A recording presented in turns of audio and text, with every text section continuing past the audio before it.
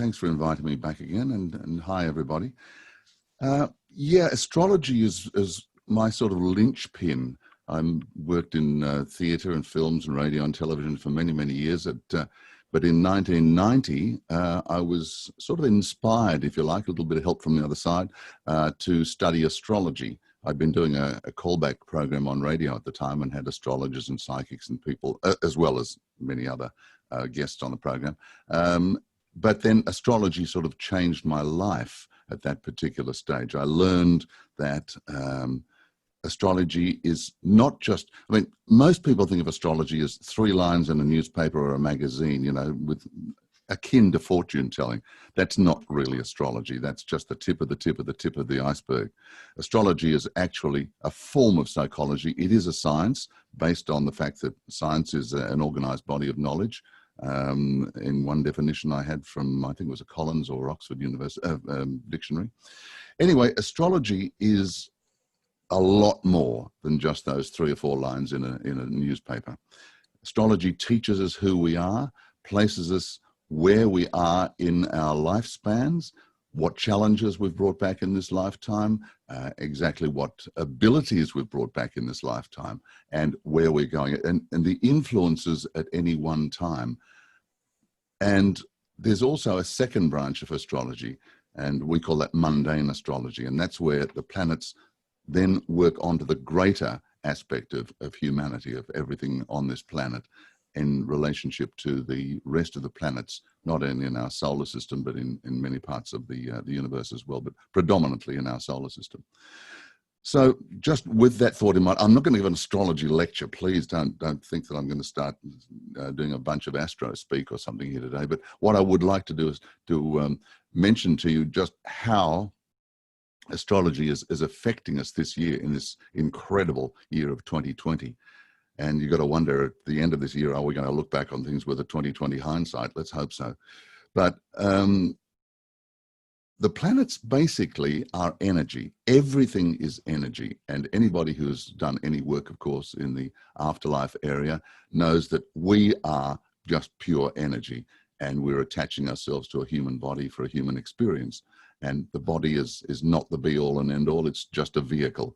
And we trade the vehicle in, we head off back into the area that we came from, the other dimension, call it the afterlife, call it whatever you like, but it's pure energy. Now the planets are energy, and we are part of this cosmic energy. So when it's affecting the life on this planet, it's affecting us individually, it's affecting our collective consciousness as well, which is exactly what's happening this year. And this is what I want to go into it. Now we've got inner planets and outer planets. As I said, this is not going to be an astrology lecture. Please believe me, I'm not that qualified to do that sort of thing. But the inner planets are more, we call them the transpersonal planets, and they represent, like the sun represents our outer world, and the moon, which reflects the light of the sun, our inner world. And that's why we akin the moon energies to our emotions. Now, the rest of the planets all work on archetypes. And, well, archetypes are wonderful because we look at something like a planet like Mercury, for instance, and that's Mercury was the old god with the wings on his helmet and the wings on his heels, and he was the messenger of the gods. Well, Mercury, we look at the archetype of communications and so on. I'm not going to run through the lot. But what I want to do is to get onto the outer planets. The inner planets move around pretty quickly. Like Mercury only takes 88 days to go around the sun. So it has a pretty instant impact on our life. And of course, we know that the moon only takes a little over 28 days to go a complete movement around the sun. So I'm going to look at the outer planets because they have a more long-term effect on what we're doing. Earlier this year, I was asked to speak at a conference, which I was also emceeing out at Uluru, which is, maybe you all know it. It's in the center of Australia. It's an amazing place. It used to be called Ayers Rock, but it's actually Uluru. It's fantastic energy out there, and it's just brilliant. We've had a few cosmic consciousness conferences out there, and with a little bit of luck from the gods of the planets or whatever, we might be doing another one in December this year, and I'll explain why that is so important. But I gave a talk as well as emceeing in January this year, because there was a major event happening, and that was a conjunction of the two planets, Saturn and Pluto. Now, these are outer planets. Like Saturn takes something like 29 years approximately to do a full turn around the sun. Pluto takes 248 years, so it's a much slower moving planet. But when these two planets actually get together, then they have a huge impact, but they're slowly coming together. So the effects build up over time, the energy increases, and the effects build up on us, as well as the entire human population of this planet, as well as animals, as well as every living creature basically on the planet is affected in one way or another. Now, with the two planets, Saturn and Pluto, they only get together, pardon me, they only get together every now and then. As I said, they're pretty slow-moving planets.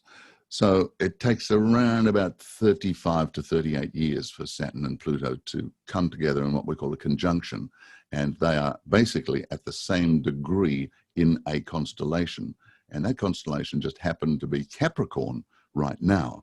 And it was coming together in Capricorn in January of this year. Now, let me tell you a little bit about the archetypes of both planets, because this is where the whole key information came. Now, I gave this talk with basically this information, not knowing exactly the ramifications that were going to follow. I don't think any of us dreamed about what was going to happen this year. Certainly would have been a horrible nightmare, wouldn't it? Anyway, the planet Pluto brings about transformation. Pluto was the god of the underworld, and this is where the archetypes work. Pluto is the god of the underworld and bringing about transformation, sometimes through a descent into the unconsciousness or through the volcanic eruption, wait for this, of repressed or buried events and emotions. Now, I think we'll all agree that there's been a lot of buried events that have been going on this year, a lot of hiding, a lot of covering up, a lot of all sorts of things. And now it's come out in its own incredible way. So that's what Pluto does. Pluto basically works, because of the underworld connection there, as the death of the old for the birth of the new. So it's a complete transformative kind of action that Pluto brings. Now, it may be way, way, way out there in the solar system, and a lot of people, including astronomers, have debunked it and called it a planetoid, but astrologers are pretty horrified at that, because we know the effects that Pluto can have, and it's a deep effect. Pluto is akin to sort of volcanic activity at times, so it can bring this eruption up from underneath that it has been buried, a volcanic kind of action, and this can burst out, whether it's through emotions, whether it's through actions, repressed feelings, as I said before, and repressed actions. And we know that there was quite a lot of repression going on about this whole, I'm not going to start talking about the pandemic, because I don't know about you, but we just get bombarded with news here all the time. And I think just about everybody I speak to is a bit over the whole thing. Excuse me, I've got a little bit of scratchy throat. So that's Pluto's little effect there. A big effect, actually. Now, Saturn, or Pluto, by the way, we allied the planets with our sun signs, and Pluto is the ruler of Scorpio. Now, anybody who's got any Scorpio in their system, and most of us have some kind of aspect of Scorpio in our charts, and that's very much, can be hidden, it can be secretive, it can be all sorts of things, but that's basically coming down to us as a person, as opposed to collective humanity here. So now let's have a look at Saturn. And Saturn presents limitations, challenges, and necessities.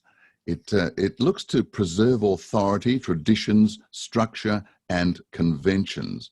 And Saturn can actively work against progress. Now, we also look at Saturn as representing the structure of the world that surrounds us. So Saturn can represent any kind of authority, for instance. And Saturn was the old king of the gods, and related to Kronos originally. But then we look at this whole area of authority, structure, and this can be anything from our financial systems right through to governments, any kind of major kind of structure in our lives, particularly on a collective basis. But in ourselves, it represents our structure. So we look at it, for instance, individually as our bones, and this is our basic structure of our body. So when these two guys get together, you can imagine there's going to be quite some kind of effect here. And once we start looking at what we call this conjunction, where they do come together at the same degree in whatever constellation they were. Now, this just happened to be about 21, 22 degrees in the sign of Capricorn in January this year, the 11th of January. So I was giving this talk on that day at the conference and talking about the effects of the build-up. As I said, as they come together, slowly, slowly, slowly, the energy builds up. So here's Saturn with its rings around it, and here's little tiny Pluto here. And as they come closer, their energies start to really fire up. And this is what happened. We had the lead up last year, and we're looking at the challenge to authorities. For instance, the Paris yellow shirts were really, really active in 2019 and in the early part of 2020. We also have had the Hong Kong riots, which we know all about that one there, particularly in this part of the world. So we had various uprisings that were going on in Iran and Iraq, and of course the US-China trade wars that have been building up. So once again, this is a kind of conflict that can build up here as well. Since this happened, and I'm going to tell you a little bit more about what happened when it did, when these two guys, these two planets did get together. Since then, we've had a couple of really big ones that have emerged apart from the pandemic. We had the standout, of course, just after, at the end of January, just after this conjunction, on the 31st of January, the UK elected to leave the EU. Brexit happened. Now that is going to be a major, major, major change as far as England is concerned, as far as Europe. So if you look at European Union as the kind of structure here, and here's little Britain peeling off and going to do its own thing, once again, that's the death of the old, the structure there, for the birth of the new. And the birth of the new will be a new EU system, as well as a whole new system for Britain. And they're still going through that, of course. They can't even agree right now. In this last week or so, there's been conflict about who's going to do what with trade, and they've even appointed an ex-Australian Prime Minister as a trade ambassador, or one of several trade ambassadors. And, of course, we've got other little things. For instance, the BLM riots that have been happening worldwide. And once again, this is a revolt against authority. Now, we're looking at this whole area of revolution, if you like, the restructuring of society. And we've got to tag along with this because, you know, we're part of the collective consciousness. So as individual aspects of consciousness, we need to be able to work on our re-emergence, shall we say, into a new world, because whatever happens, we're going to be stuck with this, whether we like it or not, whether you agree with it or not. So when these two planets finally got together on the 11th, we had this conjunction, and I was giving this talk.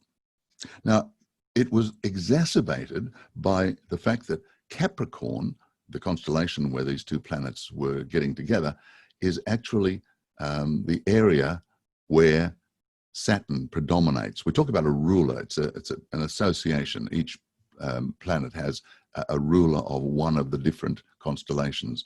So we have the Saturn, which is part of Capricorn, building up. It's a double whammy strength there as far as Saturn is concerned. Then you've got little Pluto getting in there saying, you cannot continue the way it is. I'm going to destroy, I'm going to burn to the ground, I'm going to do all sorts of things, and you guys have to get out there, take notice, and look at an emerging world.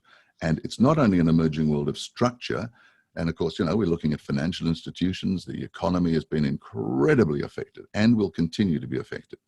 Now, this is just a precursor to what's happening this year, because there's actually three planets that have been bouncing around near each other right through the year. And the third one is Jupiter. And Jupiter, which is the biggest planet in the solar system, as most of you will know, that has its impact as we're moving through this year as well. So that was basically setting the scene there as to what happened in January. Now, as we all remember, in January, most of us were completely unaware of the health conditions that were going to hit our world community this year. But they emerged.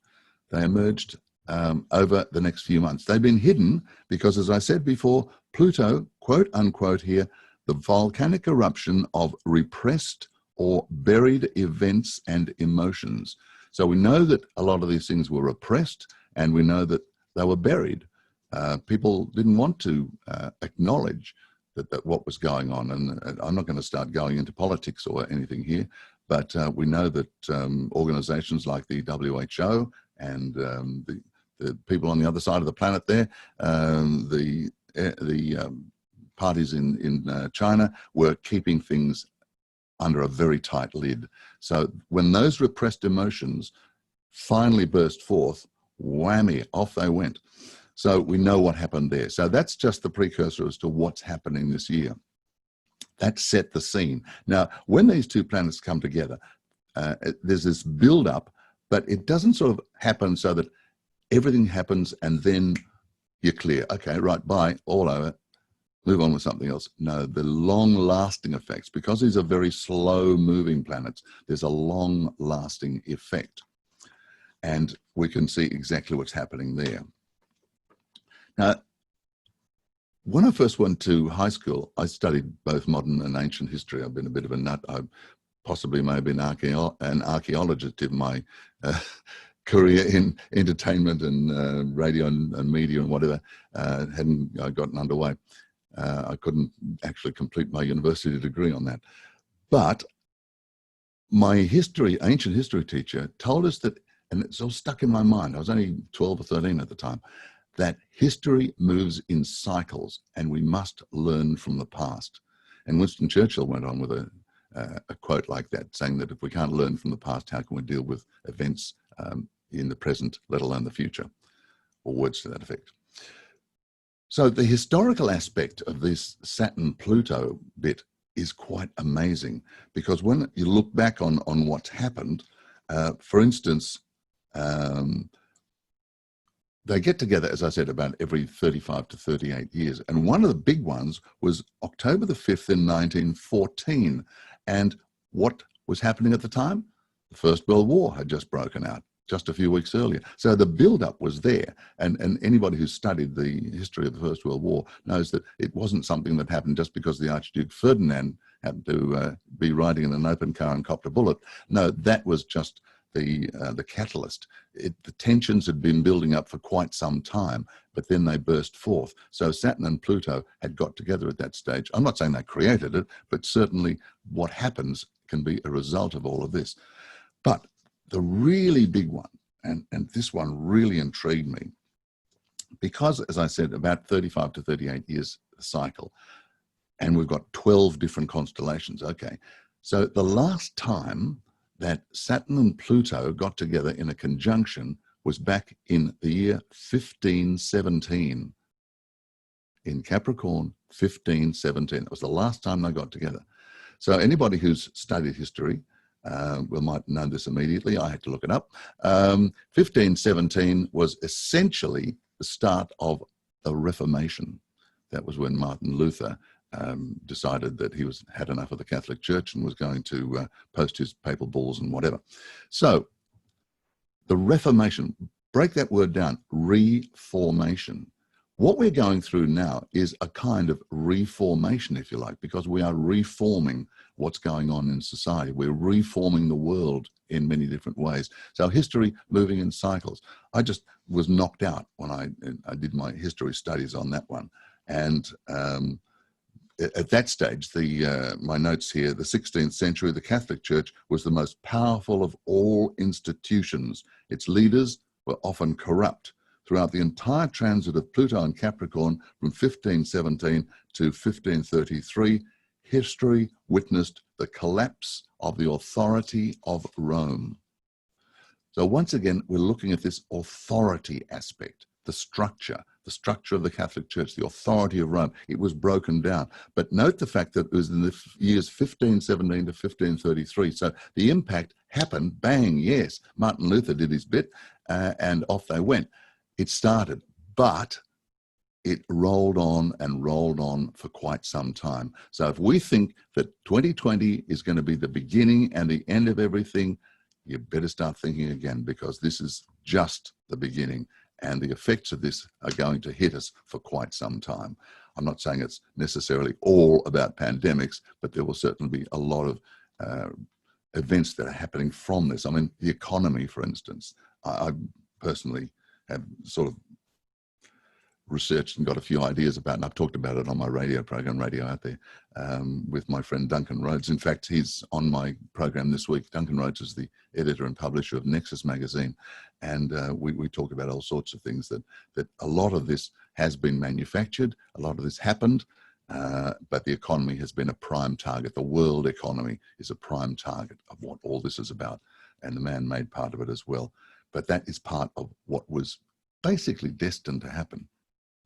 I don't believe in everything being destined, but I believe in certain events in our lives and in history are defined, and it's up to our free will after that as to how they unfold. So there we are. That's basically the build-up in a nutshell of what happened at the beginning of the year, and that's how it's unfolded. A lot bigger and a lot more impactful than any of us, astrology or anybody else could have even imagined. So now, where do we go from here? Well, we head off through the year where we've had Jupiter, big Jupiter, popping in to play its part. And Jupiter has popped in 3 times this year just to have a little chat with Pluto, and they get together. And this has happened, first of all, in April of this year, then on June the 30th, and then the next one, interestingly enough, is November the 12th. Now, that is just 9 days after the US election. So the US election is going to be part of all of this as well. That's why it's such an incredible worldwide event impacting everybody.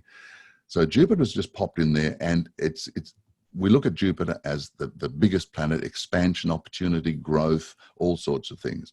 But what's going to happen? The world is sort of not expanding at the moment. Economically and in many other ways, we're actually shrinking. We're retracting rather than expanding. So that happens there. But the big one, now here we really go. The big one happens on the solstice. That's the 21st of December this year. Now, this is where Saturn and Jupiter get together, and they do so quite regularly. It's only every 20 years. But here's the big but. They are getting together and going in virtually on the same Earth day. They are both going into the sign of Aquarius. Now, a lot of people are saying, oh, this is we're going to hit the age of Aquarius. Well, that's one way of looking at it. I'll expand on that a little bit later on. But let's have a look at these 2 planets, because it is a huge thing when 2 planets like this go into a sign like Aquarius on the same day, virtually, within 24 Earth hours of each other. They both hit the sign of Aquarius. Now, known as the Great Conjunction, this is the time that Saturn and Jupiter get together. And it occurs every 20 years, as I said. And basically, the historical reference here is it's a preeminent method of demarcating historical eras in traditional astrology. So here we are looking at a new era. But this does happen every 20 years, mind you. And there are other schools of thought saying that history does move. Our current history moves in 20-year cycles. And I know that works in numerology. My partner Anne is a numerology expert, and she talks about 20-year cycles here. And it represents a new rise of structure, a new rise of leadership, and new systems on a personal and social level. And it sets the scene for quote unquote, sorry, I hit my mic then. It hits the thing here for a new order, a new world order. And this is where a lot of people have been moving in this area of a new world order. So it looks like that is certainly a prospect here. As I said, it takes place on the solstice, 21st of December this year. And it's going to seed a new dawn, a new paradigm for humanity to unfold. And it symbolizes a breakthrough to another side and a shift of consciousness. Now, this shift of consciousness has been forecast for quite some time by many indigenous peoples around the world, and particularly here in Australia. I've been dealing with quite a few of the indigenous people in my work out in Uluru, and they have been talking about this shift of consciousness for quite some time. And so many of our indigenous people have been doing what they call returning to country. And that is where they were born, where their country is, their country within the continent of Australia. And they've been doing this for quite some time because they know there is a new consciousness underway. So this is quite a massive thing as far as they're concerned. As I said, the conference that I work at, and I'll be giving this talk there, by the way. So you're my first sort of victims in this talk, if you like, because I'm rehearsing for what I'm going to be saying in December this year, providing we are all allowed into the Northern Territory, that is. So this whole new dawn, a breakthrough, that's a sign of Aquarius at this point, means that we're going to have to need to come up with new solutions and elevate global consciousness. So it's not only individual consciousness, it's global consciousness, which is really, really important. And the changes that are going to be, we look at Aquarius and the constellation of Aquarius, the sign of Aquarius, as very much aligned with energy. If you've ever seen the sign for Aquarius, it's like two little lines of energy, one on top of the other. And there's huge energy as far as Aquarius is concerned, particularly in areas like technology. And this is where I'm finding it very, very interesting.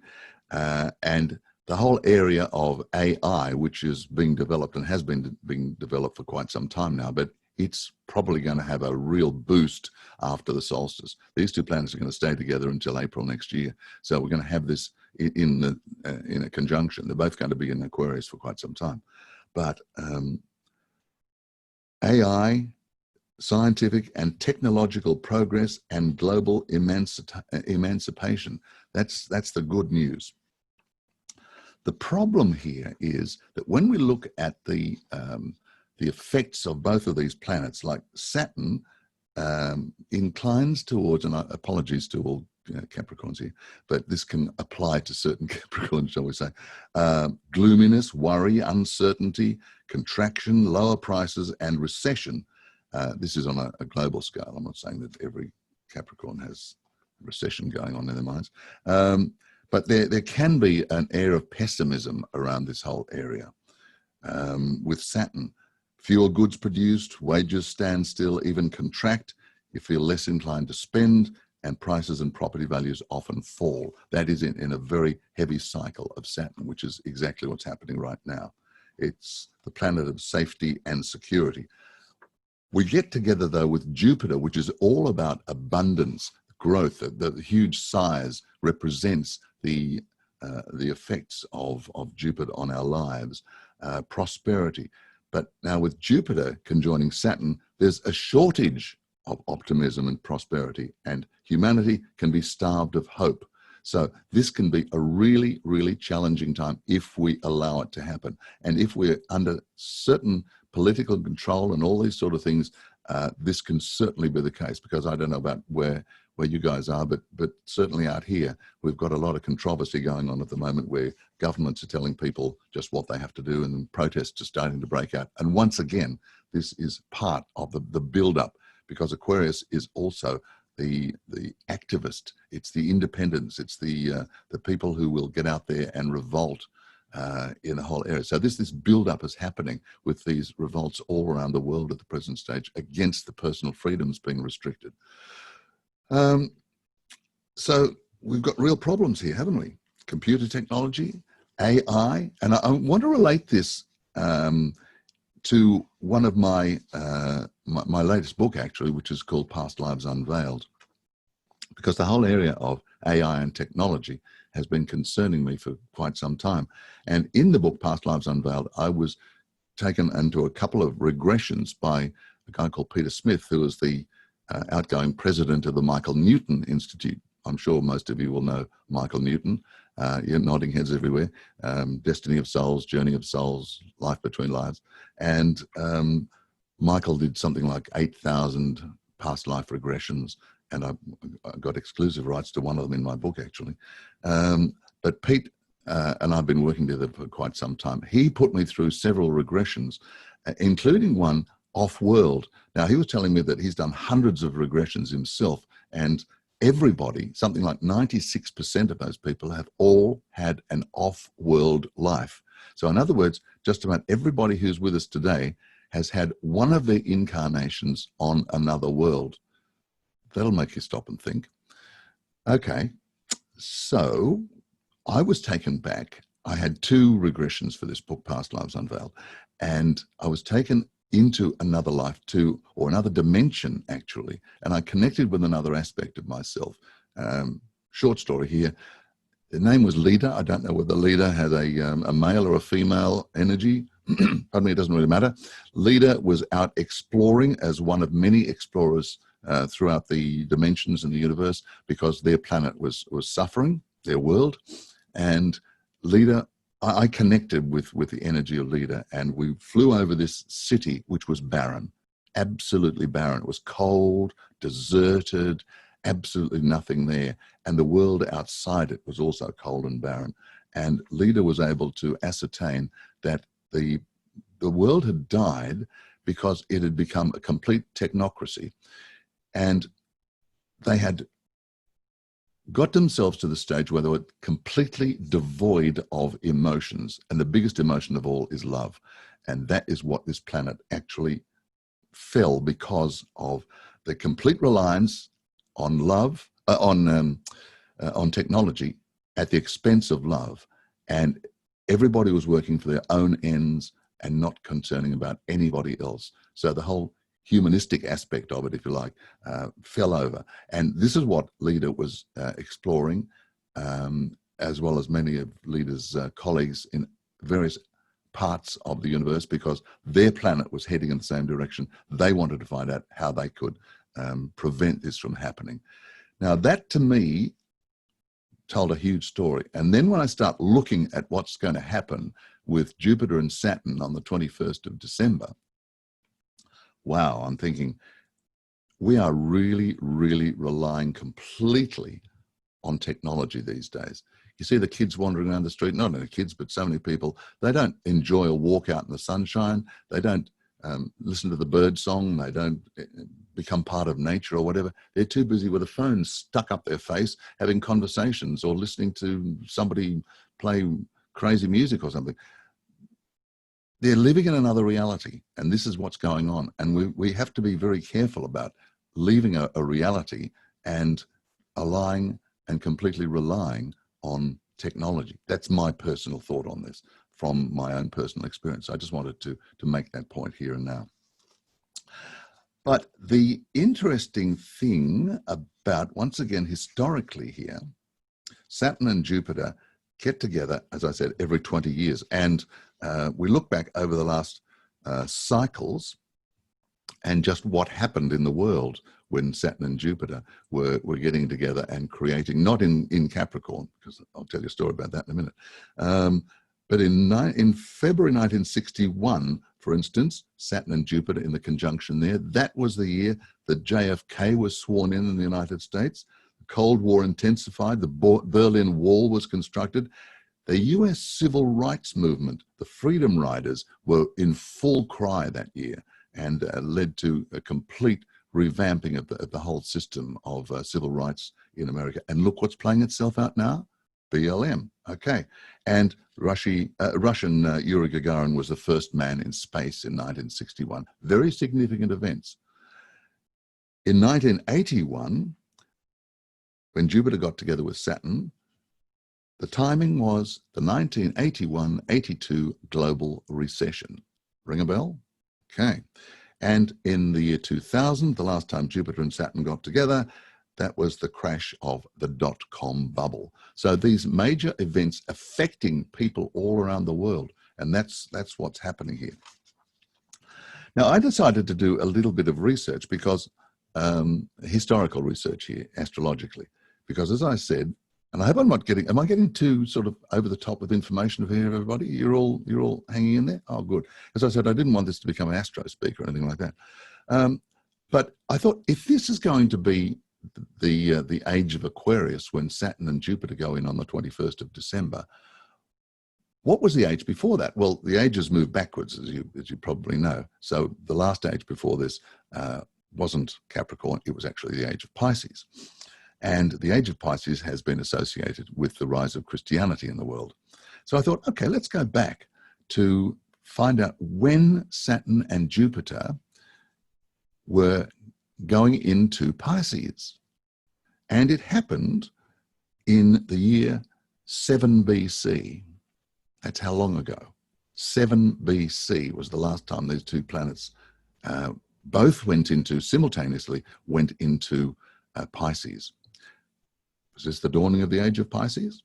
Well, I thought I'd explore this a little bit further. They went in and out because these planets, what we call regress various times in the year. In other words, they look like they're going backwards as far as the Earth perspective is. They're not really. It's just that the fact that our orbits vary a little bit, so the planets appear to be going backwards. So when this regression happens, they will go back and then they'll come together again. So this happened a couple of times in the year 7 BC, and that is by the way, in the Gregorian calendar, because in those days, it was actually the Julian calendar, which was changed by the church only a few hundred years ago. So back in the year 7 BC, or 6 BC in the Julian calendar, this was when I started thinking, age of Pisces. Well, what was that? Well, was that when Jesus Christ was born, or Jeshua, as he was known in the Middle East at that particular time? So I did some research on that one, and most scholars believe that Jeshua was born between 6 BC and 4 BC. And that's based on the rule of Herod and the death of Herod and all sorts of things like this. That seems to be the common consensus of opinion. So I went in there, and this is where I started to get into the spiritual bit here, because I have a very strong connection with my own spirit advisors. I've got a team of people I've been working with on the other side for quite some time, if any of you have read any of my books. And I asked whether or not this was the dawning. I got, yep, it was the age of Pisces happening. And was Jeshua born in that year? Yes, he was. And I was told he was actually born in late November of the year 7 BC. And that was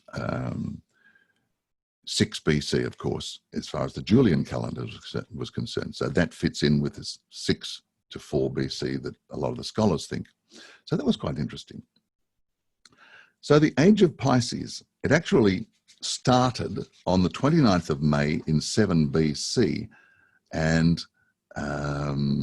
Jupiter was at 23 degrees and 53 minutes, 20 degrees and 53 minutes in Pisces, and Saturn was at 20 degrees and 54 minutes.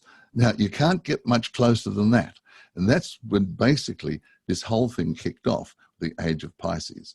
And they then connected again. When I was told that Jeshua or Jesus was born in late November, they connected again on the 29th of November, 7 BC. And they connected at 15 degrees. Now, very interesting here. So I'm not saying that I can tell you the year that Jesus was born, but this is just some astrological research I've done, and it gives me an indication, and it gives us, I guess, something to think about here. So where do we go from here?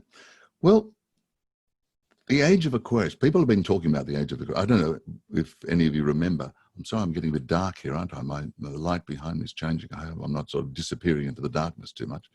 I don't know whether you all remember the musical Hair that came out Yeah, I went to the opening night of it in 1969. That's how long ago it was, June 1969. But the big song there was the dawning. This is the age of a dawning of the age of Aquarius. And this is what my research shows, that yes, we are at the beginning, the dawn of the age of Aquarius. But like everything else, you don't flick a switch and all of a sudden, whoops, oh, there goes Pisces. Oh, yes, welcome the dawn, the age of Aquarius. No, it's a slow transition. And it's probably going to be taking something like about 140 years to get fully into the age of Aquarius. Now, I don't know about you, but I don't particularly want to be around in 140 years' time. I'll be so old and gnarly that you wouldn't want to have anything to do with me anyway. But our kids, our grandkids, our great-grandchildren, and so on are going to be around. They're going to be affected by all of this. And this is just the dawning. So where are we going? Your guess is as good as mine. But the whole area, certainly, of consciousness, of humanity, of the whole technological area, all of these things are going to be there.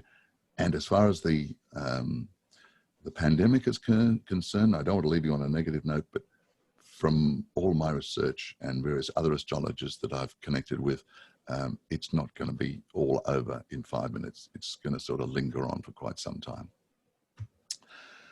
So that's basically my thoughts about what's happening. It's going to be building up for quite some time here, as I said, over the next few months. And then it will be most interesting to see the events that play out, not only around about November and December, but then, of course, into the early part of next year.